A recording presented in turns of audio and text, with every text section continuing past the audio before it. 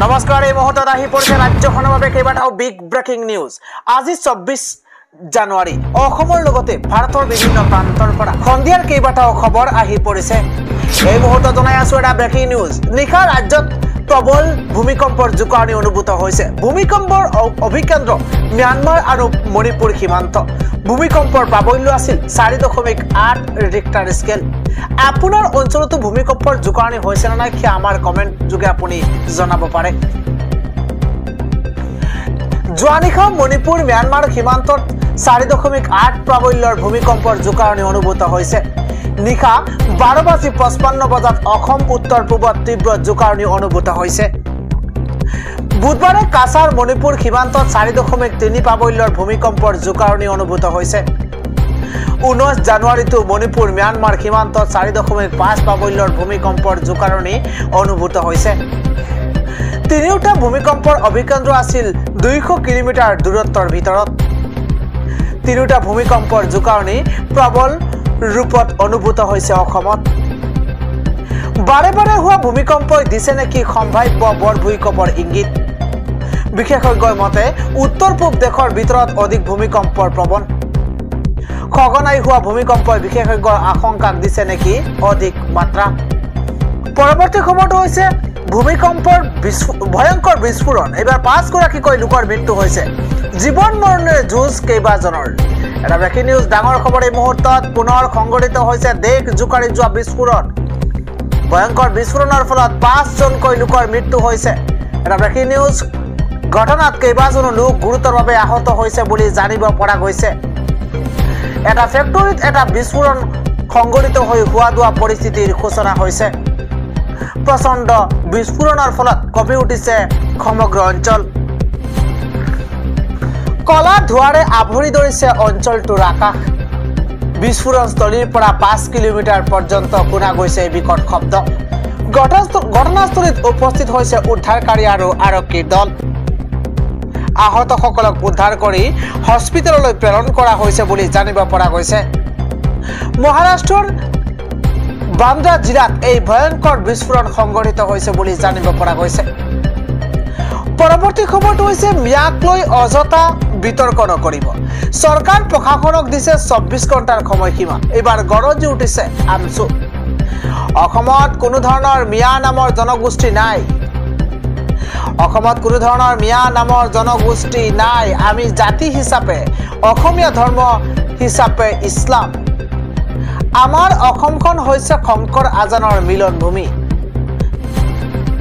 মিয়াক লৈ অযথা বিতৰ্ক কৰা সকলৰ বিৰুদ্ধে গৰজি উঠিছে এইবাৰ আমচু। অসমত কেৱল মাত্ৰ মুছলমান সংখ্যালঘু লোক আছে। মিয়াক লৈ বিতৰ্ক কৰি সংঘাত সৃষ্টি নকৰিবলৈ আমচুৰ তৰফৰ পৰা সকিয়নি প্ৰদান কৰা হৈছে। সস্তীয়া জনপ্ৰিয়তাৰ বাবে কিছুমানে ৰাজ্যত সংঘাতৰ সৃষ্টি কৰিছে। অসমৰ শান্তিময় পৰিৱেশ কিছু লোকে বিঘ্নিত কৰিব বিচাৰিছে বুলি মন্তব্য। কিছু লোকে বিতৰ্ক কৰি নিজে নেতা হোৱাৰ সপোন দেখিছে। মিয়া বিতৰ্কক লৈ খৰব হৈ পৰিছে আমচু নেতা শাহিদুল ইছলাম। সংঘাত সৃষ্টি কৰা মিয়া নেতা গ্ৰেপ্তাৰৰ দাবী এইবাৰ আমচুৰ নেতাৰ। মিয়া বিতৰ্কৰে ৰাজ্যত সংঘাতৰ সৃষ্টি কৰা সকলক গ্ৰেপ্তাৰ কৰক। পৰৱৰ্তী খবৰটো হৈছে ঘন কুঁৱলীৰ ফলত ভয়ংকৰ পথ দুৰ্ঘটনা। দুৰ্ঘটনাৰ ফলত 4গৰাকীকৈ লোকৰ মৃত্যু হৈছে। ৰাজ্যত পৰিছে প্ৰচণ্ড কুঁৱলী আৰু প্ৰচণ্ড কুঁৱলীৰ মাজতেই ৰাজ্যত ভয়ংকৰ পথ দুৰ্ঘটনা সংঘটিত হৈছে আৰু য'ত 4গৰাকীকৈ লোকৰ মৃত্যু হৈছে। বিয়া খাবলৈ গৈ দুৰ্ঘটনাত পতিত হৈছে এটা পৰিয়াল। নিশা 3খনকৈ বাহনৰ মাজত প্ৰচণ্ড সংঘৰ্ষ আৰু থিতাতে নিহত হৈছে এগৰাকী মহিলাসহ 4গৰাকীকৈ লোক। দুৰ্ঘটনাত আন 7জন লোক গুৰুতৰভাৱে আঘাতপ্ৰাপ্ত হৈছে বুলি জানিব পৰা গৈছে। বিয়া খাই ঘৰলৈ উভতি অহাৰ পথতে পৰিয়ালটো দুৰ্ঘটনাত পতিত হৈছে। লক্ষ্ণৌৰ বিবিধি এলেকাত এই ভয়ংকৰ পথ দুৰ্ঘটনা সংঘটিত হৈছে। আৰু এটা ব্ৰেকিং নিউজ হৈছে আন এক সংকটে দেখা দিছে নেকি শক্তিধৰ আমেৰিকাত। বনজুইৰ পিছত এইবাৰ আমেৰিকাত নতুন বিপদ। তুষাৰপাতৰ লগতে ধুমুহাই কাল ৰূপ লৈছে নেকি আমেৰিকাত। বৰফৰ ধুমুহাত স্তব্ধ হৈ পৰিছে আমেৰিকাৰ জনজীৱন। ঘণ্টাত 100 মাইল গতিবেগত বৰফৰ ধুমুহাই হাহাকাৰ পৰিৱেশৰ সূচনা কৰিছে। বৰফৰ ধুমুহাত এই পৰ্যন্ত 10 জনকৈ লোকৰ মৃত্যু হোৱাৰ খবৰ লাভ কৰা গৈছে। কোটি কোটি জনতা পৰিছে বৰফৰ ধুমুহাৰ কবলত। বৰফৰ ধুমুহাৰ প্ৰতি লক্ষ্য ৰাখি সকলো স্কুল কলেজ বন্ধৰ ঘোষণা কৰা হৈছে। বজাৰ বিমানবন্দৰো বন্ধ হৈ পৰিছে বৰফৰ ধুমুহাৰ ফলত। সঘনাই ভূমিকম্পই জোকাৰিছে অসম তথা উত্তৰ পূবক। আজিৰ সন্ধিয়াৰ আন এটা খবৰ হৈছে মিয়াই পাব লাগিব জনগোষ্ঠীয় মৰ্যাদা। মিয়াই পাব লাগিব খিলঞ্জীয়াৰ মৰ্যাদা। মিয়াই পাব লাগিব এবাৰ জনগোষ্ঠীয় মৰ্যাদা। প্ৰতিগৰাকী মিয়াই জীয়াই থাকিব লাগিব মৰ্যাদা সহকাৰে। মিয়াই পাব লাগিব খিলঞ্জীয়াৰ মৰ্যাদা। খিলঞ্জীয়াৰ অধিকাৰ পালে কোনো মিয়াক কোনেও অপমান কৰিব নোৱাৰিব। বাংলাদেশী সজাব নোৱাৰিব কোনো মিয়াক। মিয়া জনগোষ্ঠীয় পৰিচয় আদায় কৰিলেই আমাৰ সকলো কাম সমাধান হৈ যাব। এই দাবী জনাইছে এতিয়া সদৌ অসম মিয়া মঞ্চৰ সভাপতিয়ে। পৰৱৰ্তী খবৰটো হৈছে অসমৰ ভূমিত পুনৰ নাগালেণ্ডৰ দপদপনি। অসমৰ ভূমিত পুনৰ নাগালেণ্ডৰ দপদপনি।